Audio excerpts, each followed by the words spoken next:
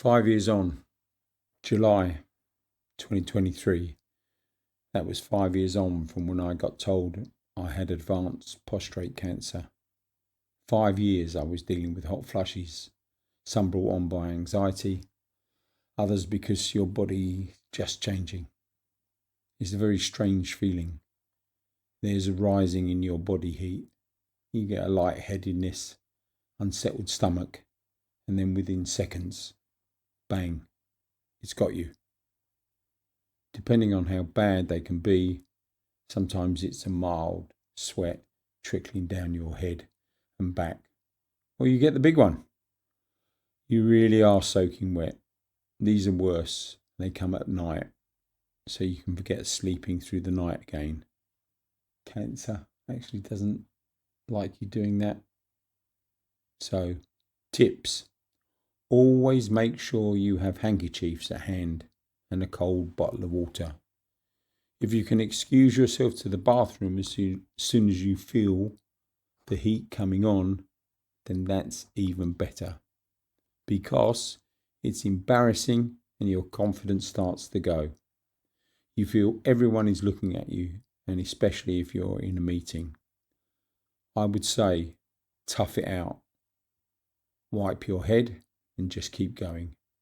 You'll find an excuse or you'll make a joke and people move on. You won't get tips like that in the hospital books. And you know why? Because they've not experienced it. I went through it the hard way, and you have to learn quickly or you'll go under. My PSA level had dropped down to 0.4 in January 2019, and there it remained until August 2024. I remained working all throughout the treatment of 2018, and in fact right up until I left work in November 2019. During those years, I had asked several times to come off the injections that they were giving me, which I was having every 3 months. Their answer was always, it's a life thing and it keeps the testosterone levels down, as that's what the cancer feeds on. So I listened and I agreed. Things changed during that 5th year. You see, my cholesterol was very high and I needed statins. My insulin was also high, and I was now at risk of diabetes too, so I needed tablets. Oh, and we can throw in some antidepressant tablets to help with the hot flushes. Not sure what they do, but that's what they said. All this was making no sense to me anymore. I started to question everything I was being told. It was at that time that I started reading more books, and I was listening to alternative points of view on cancer, and I was digging up research, loads and loads of it. No more. No more. I'd made my mind up. I came off everything in March 2023, changed my diet and my lifestyle. Cholesterol, insulin, they returned to normal, and the hot flushes started to become less. I read certain books and followed what I believe to be healthy protocols. There are a number of books I will add to the link below. I would most definitely recommend that you read them all, please. I was starting to lose weight and gaining back my fitness. I joined golf, playing 4 times a week, yoga class twice a week, and also adding a little gym work. Feeling good. I felt as if I'd grabbed a bit of my life back. I'd had a good 2.5 years, and I'd been lucky because I played golf with my son all over Europe, visited old friends in Spain, and got to go away with the boys. 4 times, in fact. Again, to Spain. Great memories.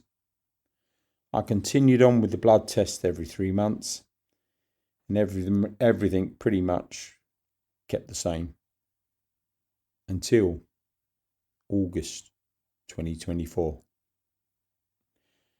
At that point, my PS had moved up to number 4. Now, that's like someone has pressed the fire alarm. You go to DEFCON 4, but they're already preparing for DEFCON 1. My blood tests and another set of scans, along with here's a list of drugs we recommend that you take. Wow, all of this gets your head spinning. At this point, I asked to see my testosterone readings. Well, unbeknown to me, it was 0. So in my mind, no testosterone, then why hormone drugs to keep testosterone at bay? Still never really got a clear answer. However, we agreed to monitor the coming months, as I did not want to go back on any of the treatment. January 2025, my PS is still going up.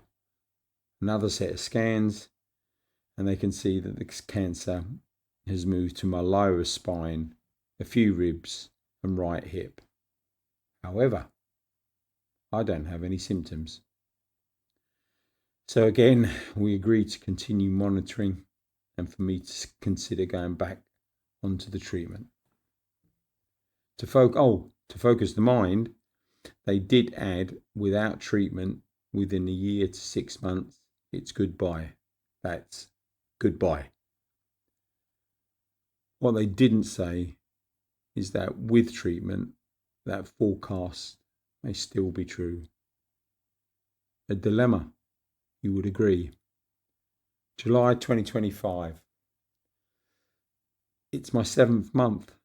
Still here, still feeling okay. I feel a bit exhausted sometimes after yoga, and I get the odd back pain or my shoulder or my leg after playing golf, but nothing I haven't experienced before. Besides, I'm nearly 74 years of age. I have another set of bloods to be tested and more scans. All this is at the beginning of July. So as we are now in July, I feel I'm getting closer to that crossroad of uncertainty.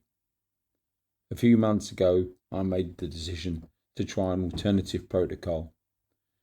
The procedure is for 3 months, and my 90 days are up on the 12th of July, 2025. I don't know if it's working, as I still feel very much the same. But with July approaching, anxiety sets in on that great thought, what if? This is where you have to work hard with your mind. Not everything that is going on in your body is cancer or anything to do with cancer. And you ask, will worrying help? No, it won't. So give the thought some time, but then move it on. I'll have everything to consider in the coming days. So don't miss it.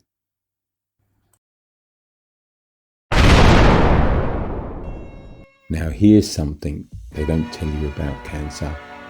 You have an advantage. You now know living is more important than it's ever been. That's clarity. That's your superpower. So use it.